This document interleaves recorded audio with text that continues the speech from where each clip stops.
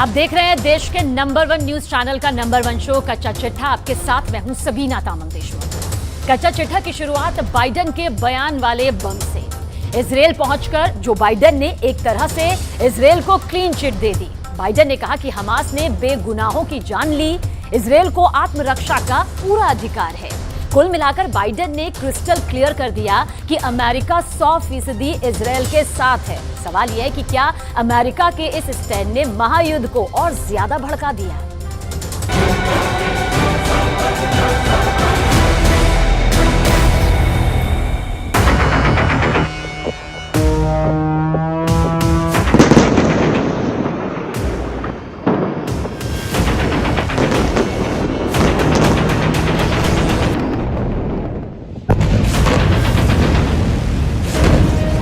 क्या बाइडेन का इजराइल दौरा युद्ध खौलाने वाला है? क्या बाइडेन का इजराइल आना जंग को और भड़काने वाला है?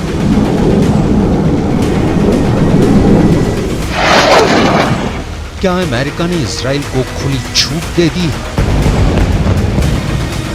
क्या गाजा के साथ साथ पूरे अरब देशों पर टूट पड़ेगा इजराइल?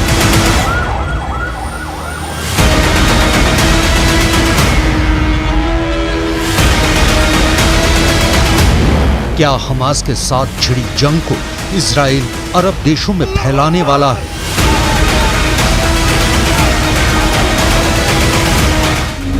क्योंकि इजराइल को क्लीन चिट देकर बाइडेन ने अपने पत्ते खोल दिए हैं।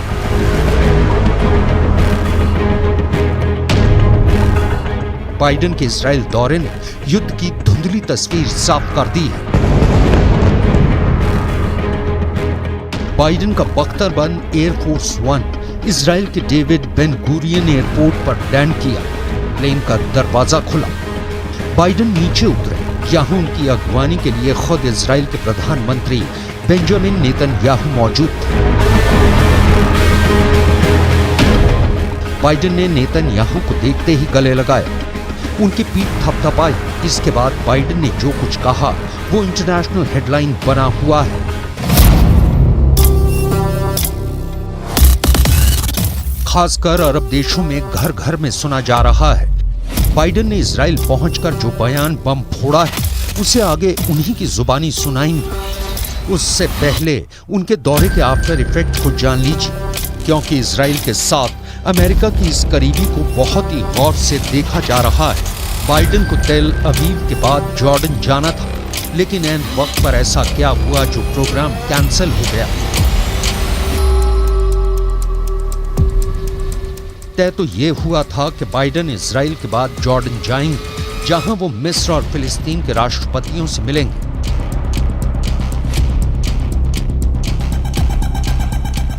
लेकिन ये हो नहीं सका। बाइडेन के उड़ान भरने के ठीक पहले पता चला कि जॉर्डन के अम्मान में होने वाली अरब नेताओं की मुलाकात हमले के बाद रद्द कर दी गई है। सवाल है कि क्या बाइडेन का शांति मिशन खटाई में पड़ गया है? क्या शांति के बदले युद्ध की आग और धधक गई है? बड़ा सवाल है, क्या अरब देश को अमेरिका पर भरोसा नहीं है?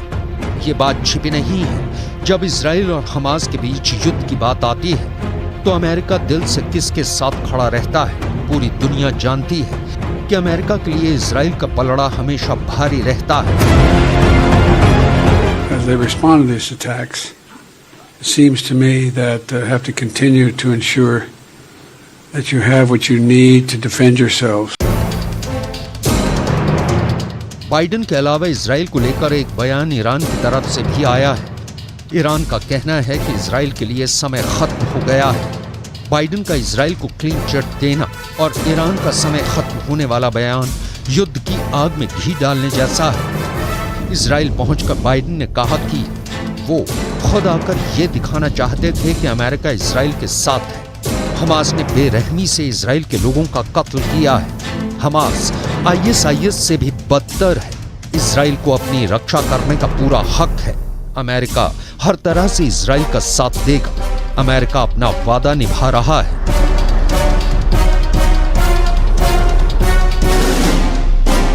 बाइडेन ने इजराइल के साथ खड़ा रहने का लाउड एंड क्लियर मैसेज दिया है।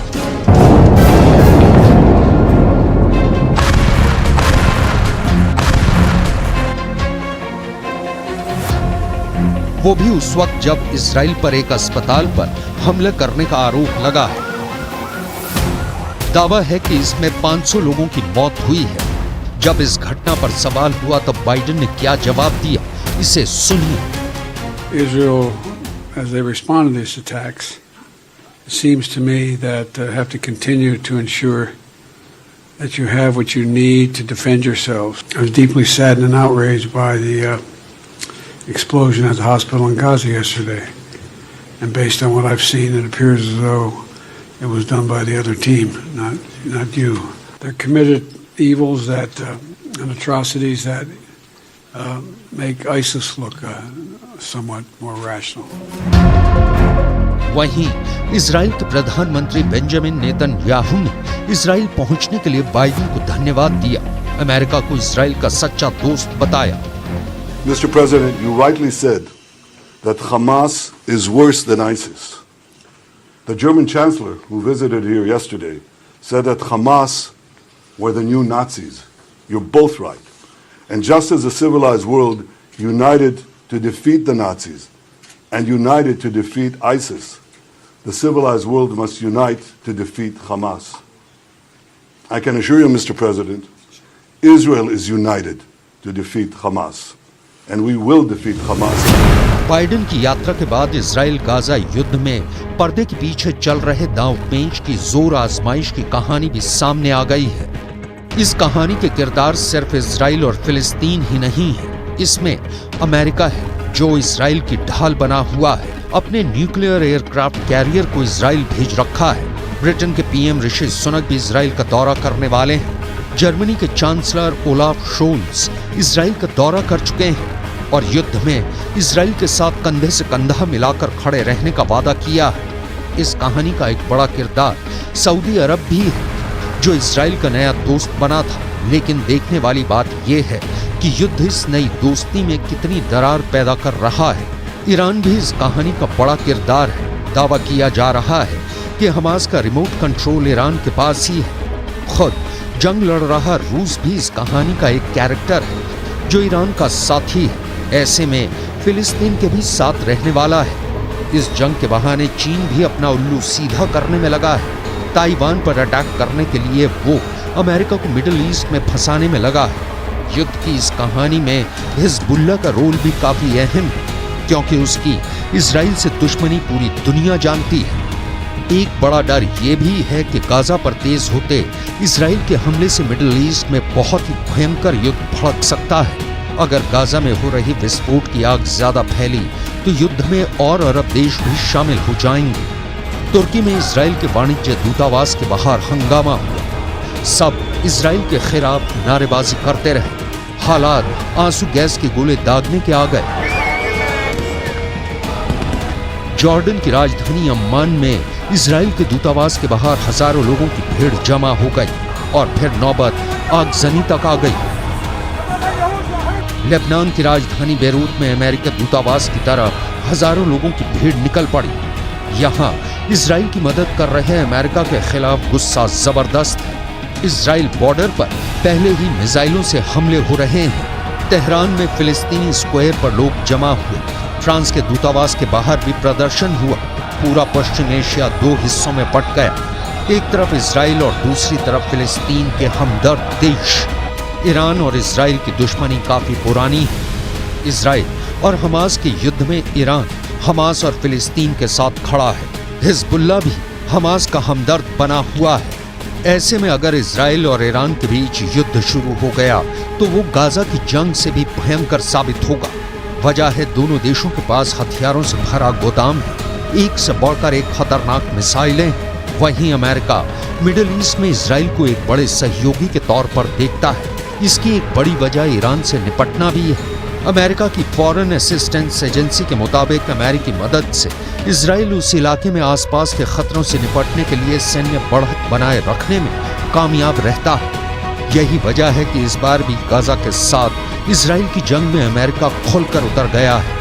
बाइडेन का इजराइल दौरा इसका प्रत्यक्ष प्रमाण है।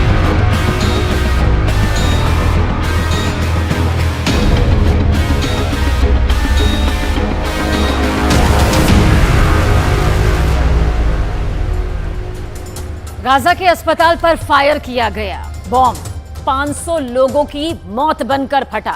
अब इजराइल दावा कर रहा है कि यह बॉम्ब उसका था ही नहीं, बल्कि गाजा के अंदर से ही दागा गया एक रॉकेट था जो अस्पताल पर जा गिरा। सवाल यह है कि आखिर इसमें कितनी सच्चाई है, कितना सच इसके पीछे छिपा हुआ है और कितना झूठ इसके पीछे सच को बताता है।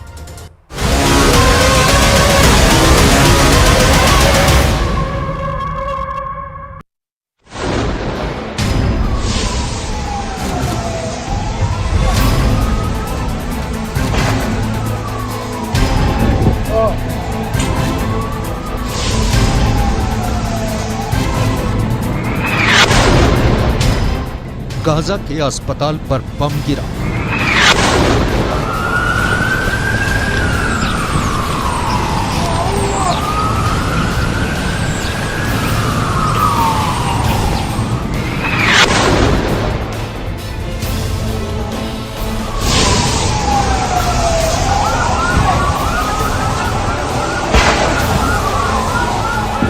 ऐसा धमाका, ऐसे शोले कि सब कुछ खत्म हो जाए। ऐसा ब्लास्ट जो अभी तक गाजा के अंदर किसी ने नहीं देखा था।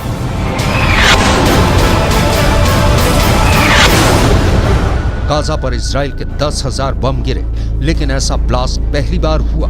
और जब यह बम गिरा तो सैकड़ों लोग फौरन मारे गए।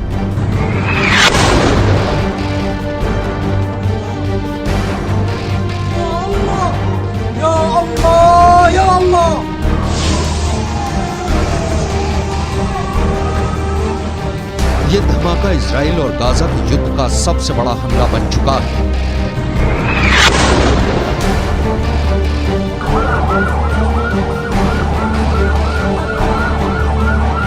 धमाके से 500 से ज्यादा लोगों की मौत हुई। ये गाजा के अल अहली अरब अस्पताल का कंपाउंड, हर तरफ लाशें बिखरी पड़ी थी, हर तरफ चीख पुकार, दर्द से कराह रहे बच्चे और जिनकी सांसें चल रही थी उनको बचाने की कोशिश शुरू हो गई। 17 अक्टूबर की रात हुए इस धमाके ने गाजा को ही नहीं बल्कि पूरी दुनिया को हिलाकर रखा, क्योंकि इसमें बम का टारगेट एक अस्पताल को बनाया गया।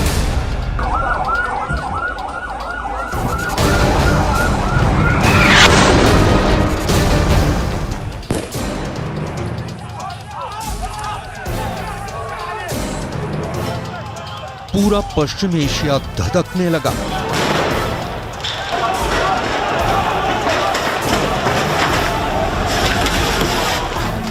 फिलिस्तीन के वेस्ट बैंक से लेकर लेबनान और तुर्की के इस्तांबुल में प्रदर्शन शुरू हो गए।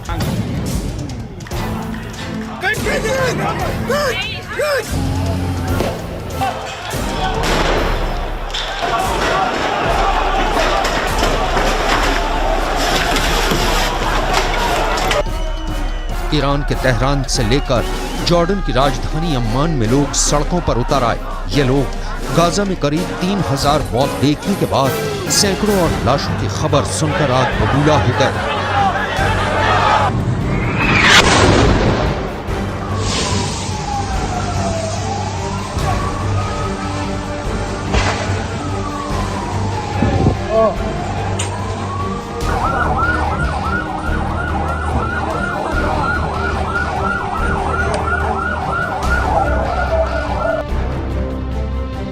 अब 2 तरह के वीडियो आए हैं जिसमें रॉकेट फायर होते देखे जा सकते हैं, और इसमें इजराइल के चैनल 12 का दावा है कि रॉकेट की फायरिंग लाइन में अस्पताल भी है, और इसी दौरान हमास का एक रॉकेट मिसफायर होकर अस्पताल पर जा गिरा। जबकि एक और वीडियो जो दूसरी दिशा से रिकॉर्ड किया गया है और इसमें अस्पताल के ऊपर एक विमान उड़ता हुआ बताया जा रहा है, और इसी के गुजरने के बाद नीचे यानी अस्पताल पर एक बड़ा धमाका होता है। ऐसे में बड़ा सवाल है कि क्या ये धमाका इजराइल के बम से हुआ है या फिर इस धमाके के पीछे हमास का रॉकेट है। लेकिन इन सब के बीच सवाल है कि क्या ये धमाका इजराइल के बम से हुआ है या फिर इस धमाके के पीछे हमास का रॉकेट है? यही इस वक्त दुनिया का सबसे बड़ा सवाल है और इजराइल से लेकर गाजा के अस्पताल तक सबने प्रेस कॉन्फ्रेंस करके बहुत अहम सबूत होने का दावा किया है।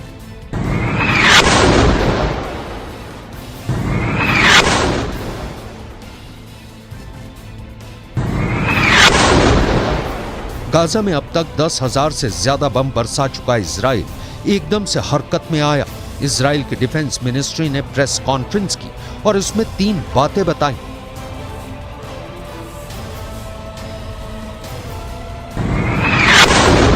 इजराइल का पहला दावा, गाजा में यह धमाका PIJ ग्रुप यानी पैलेस्टाइन इस्लामिक जिहाद के रॉकेट से हुआ है।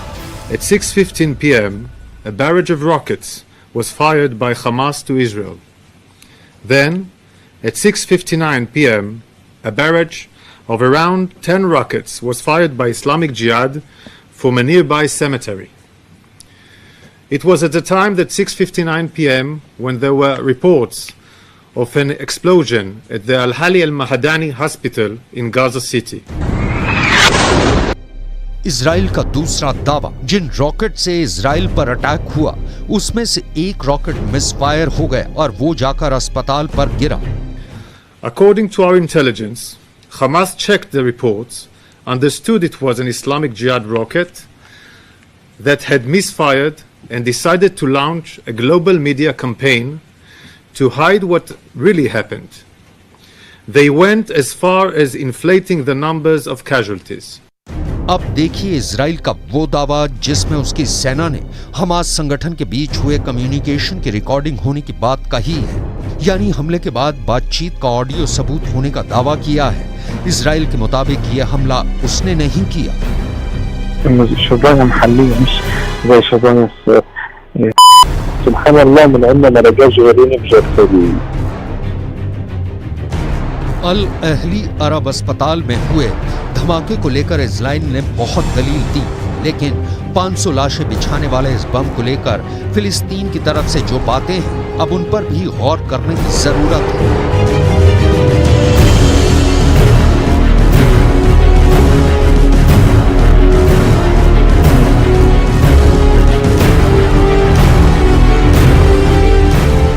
इजराइल का दावा है कि ये रॉकेट मिसफायर हुआ, तो उसके बाद काउंटर सवाल ये उठता है कि इतना बड़ा धमाका हमास का रॉकेट नहीं कर सकता। नहीं तो इजराइल में हजारों रॉकेट दागे जाने के बाद हमास हजारों जान सिर्फ अपने रॉकेट से ले लेता। हमास के एक रॉकेट में 20 किलो तक वॉर हेड होता है, जबकि इजराइल जिस बम का इस्तेमाल गाजा पर कर रहा है वो बम ही 900 किलो से भारी है। इसे JDAM कहते हैं। इजराइल का दावा है कि बम से कोई क्रेटर नहीं बना, यानी जमीन में गड्ढा नहीं हुआ। तो काउंटर सवाल उठता है कि इसमें वो फ्यूज इस्तेमाल किया गया जो बम में जमीन से टकराने से पहले धमाका कर देता है।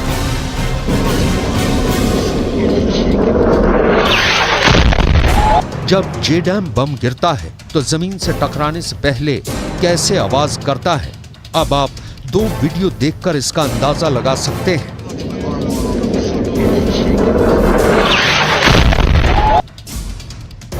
पहला वीडियो एक सीटी की तरह आवाज आती है और फिर धमाका होता है। यह वीडियो अफगानिस्तान में अमेरिका के JDAM बम से हुए हमले का है। एक बार फिर सुनिए।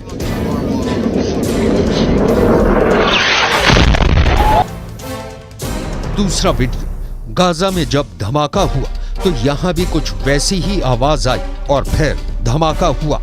एक बार फिर सुनिए और तुलना कीजिए।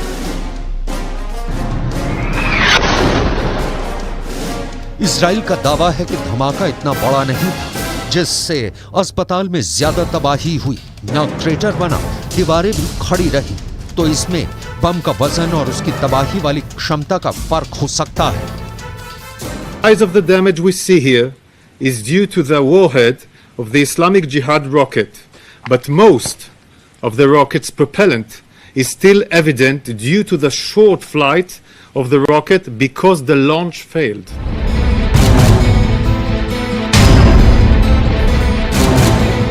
जब फिलिस्तीन इस्लामिक जिहाद वाला आरोप संयुक्त राष्ट्र में फिलिस्तीन के प्रतिनिधि रियाद मंसूर से पूछी गई तो उन्होंने बताया कि इजराइल ने 4 दिन पहले अल अहली अस्पताल को खाली करने की चेतावनी दी थी और यह हमला इजराइल ने ही किया है। He is a liar.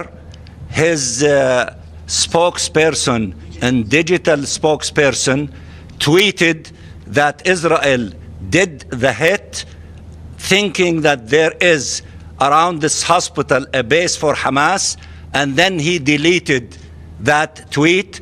We have a copy of that tweet, and Talal can share with you that tweet. Now they change the story to try to blame the Palestinians. It is a lie.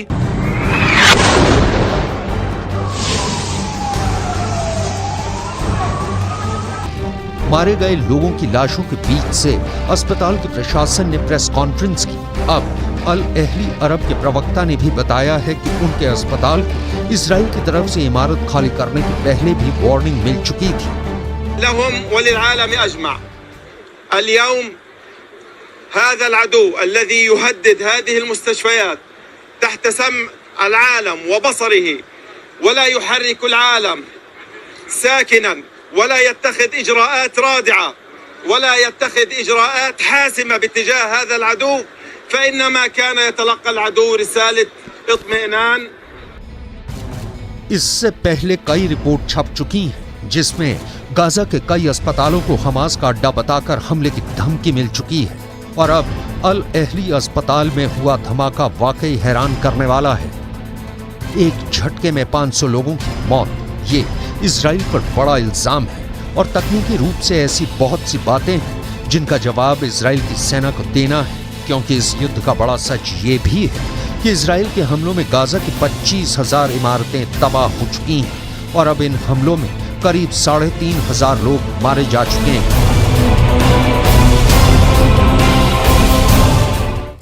Hamas के top 9 commanders को मारने वाली Israeli सेना ने साफ कर दिया कि हमास का सफाया हर हाल में हर कीमत में होगा। वहीं अब ईरान ने दोबारा कहा कि इजराइल और अमेरिका को अब 57 मुस्लिम देशों से जंग करनी होगी। खुफिया सूत्रों से पता चला कि हिजबुल्लाह और ईरान अब मिलकर इजराइल पर कोई बड़ा हमला करने की तैयारी कर रहे हैं।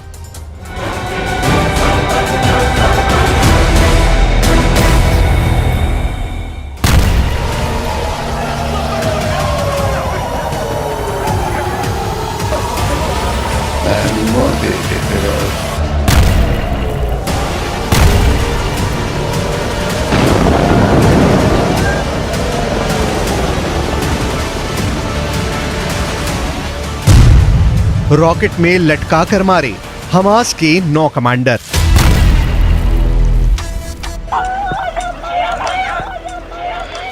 जंग जीतना है तो जंगली बन जाओ। फरिश्ते की जगह शैतान बन जाओ।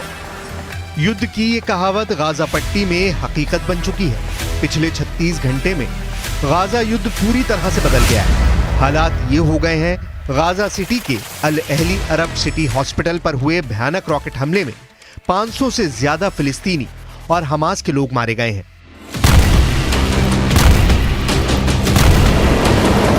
इस हमले की खौफनाक और दर्दनाक तस्वीरों ने पूरे मुस्लिम वर्ल्ड में कोहराम मचा दिया है। ईरान, लेबनान, सीरिया, मिस्र, सऊदी अरब, जॉर्डन जैसे देशों ने पूरे यूरोप और पश्चिमी देशों को चेतावनी दे दी है कि इजराइल को मुस्लिम देशों की सेनाएं मिलकर तबाह कर देंगी।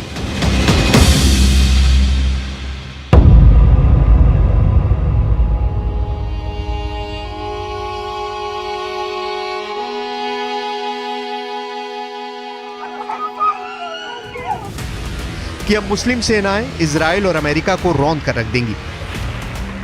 हम आपको आगे बताने जा रहे हैं कि इजराइल की राजधानी तेल अवीव में अमेरिका के राष्ट्रपति बाइडेन ने इजरायली प्रधानमंत्री बेंयामिन नेतन्याहू से क्या खुफिया वादा किया है और 22 अरब देशों से जंग करने के लिए अमेरिका ने आखिरी मौके पर कौन सा ऑपरेशन शुरू कर दिया है।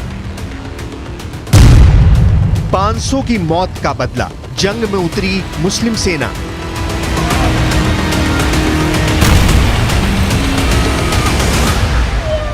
أدعو شعوب الأمة العربية والإسلامية جمعاء إلى الخروج الآن تنديدا بهذه المجزرة، بهذه الوحشية، بهذه الجرائم. اخرجوا في كل العواصم، في كل المدن، ارفعوا الصوت عاليا ليتوقف هذا العدو ولتقف هذه الأمة.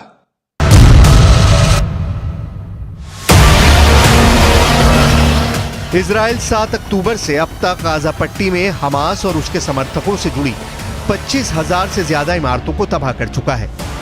लेकिन वहीं दूसरी तरफ हमास के लड़ाके दक्षिणी गाजा की तरफ से और लेबनान में मौजूद हिजबुल्लाह के लड़ाके उत्तरी लेबनान की तरफ से लगातार रॉकेट, मोर्टार और एंटी टैंक मिसाइलों से इजरायली सेना पर तीखे हमले कर रहे हैं।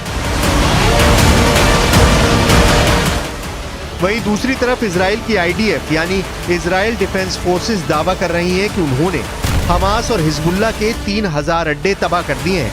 इस खबर पर पूरी डिटेल जानने से पहले आप ये जान लीजिए कि गाजा सिटी के अल अहली अरब सिटी हॉस्पिटल पर हुए रॉकेट हमले में 500 से ज्यादा लोगों की मौत के बाद इजराइल क्या कर रहा है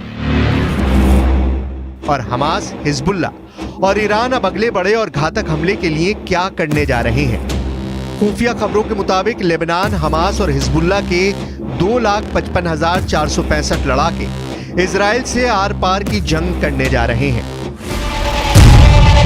खुफिया रिपोर्ट के मुताबिक हमास के 25,000 लड़ाकों ने उत्तरी गाजा में इजराइल की आईडीएफ के खिलाफ जबरदस्त जंग की तैयारी पूरी कर ली है।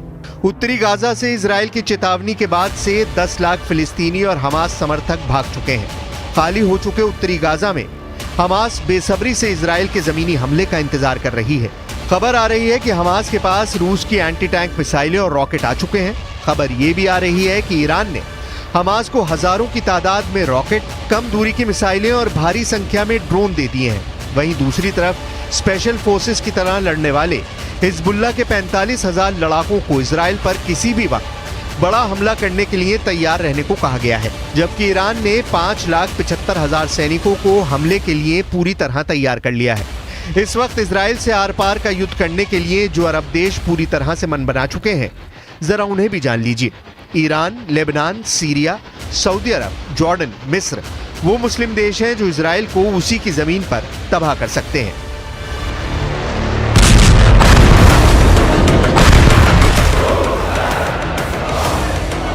मालूमात 500 की मौत का बदला, जंग में उतरी मुस्लिम सेना। چنانچه این جنایت ادامه پیدا کنه مسلمان ها بیتاب میشن، نیروهای مقاومت بیتاب میشن، کسی جلو اینا رو دیگه نمیتونه بگیره. اینو بدانن، توقع نکنن از کسانی که نگذارید فلان گروه فلان کارو بکنه، کسی نمیتونه جلو اینا رو بگیره. इजराइल भी जानता है कि 57 मुस्लिम देशों से उसे जंग में सामना करना पड़ सकता है। हम आपको बता दें कि इजराइल हमास की जंग में अब तक 4,500 से ज्यादा लोगों की मौत हो चुकी है। गाजा पट्टी में फिलिस्तीन और हमास के समर्थकों पर इजराइल यमराज बनकर टूट पड़ा है। उत्तरी गाजा से 10 लाख फिलिस्तीनी और हमास के लोग 14 किलोमीटर दूर दक्षिणी गाजा की तरफ भाग गए हैं।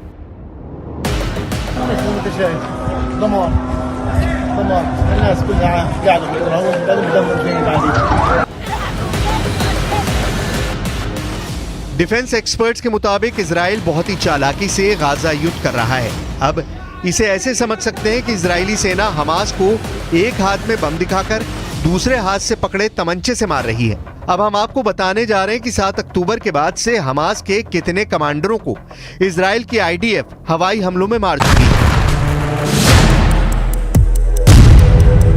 इजराइल के आईडीएफ के दावों के मुताबिक इजरायली सेना ने 2 और हमास कमांडरों को ढेर कर दिया है। इजरायली सेना ने हमास के गाजा सिटी ब्रिगेड में एंटी टैंक गाइडेड मिसाइल के प्रमुख मोहम्मद अब्दुल्ला और हमास के नेवल कमांडर अकरम हिजाजी को मार गिराया है।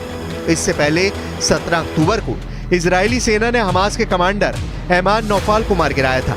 नौफाल ने इजरायली सेना और आम लोगों पर कई हमलों को अंजाम दिया। 14 अक्टूबर को इजरायली सेना ने हमास के 2 बड़े कमांडरों को मार गिराया। इसके अलावा हमास के टॉप कमांडर बिलाल अल कदरा इजराइल हमले में मारा गया है। बिलाल दक्षिणी खान यूनिस बटालियन में नहबा बल का टॉप कमांडर था। वहीं 7 अक्टूबर को इजराइल पर हुए हमले को लीड करने वाले कमांडर अली कादी को भी इजरायली सेना मार चुकी है। अली कादी को मारने का काम इजराइल की इंटरनल इंटेलिजेंस एजेंसी शिन बेत ने किया है। इसी तरह हमास का एयरफोर्स हेड मुराद अबू मुराद भी इजरायली हमले में मारा जा चुका है। इजरायली फोर्स इस्लामिक जिहाद हेडक्वार्टर को भी एयर स्ट्राइक में ध्वस्त कर चुकी है। इजराइल सेना गाजा में हमास के 3000 अड्डों को तबाह कर चुकी है। Hamas kidnapped women, children, elderly, Holocaust survivors. I know you share our outrage on this, and I know you share our determination to bring these people back. On October 7th, Hamas murdered 1,400 Israelis, maybe more. This is in a country of fewer than 10 million people. This would be equivalent to over 50,000 Americans murdered in a single day. That's 29/11s.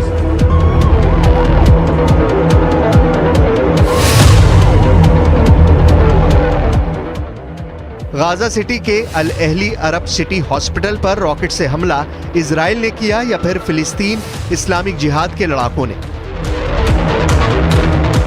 लेकिन इतना तय है कि अस्पताल पर हुए हमले में 500 लोगों की मौत के बाद अब अरब युद्ध बनाम यूरोप युद्ध हो चुका है। हमास के साथ ईरान और हिजबुल्ला जबरदस्त तरीके से साथ दे रहे हैं।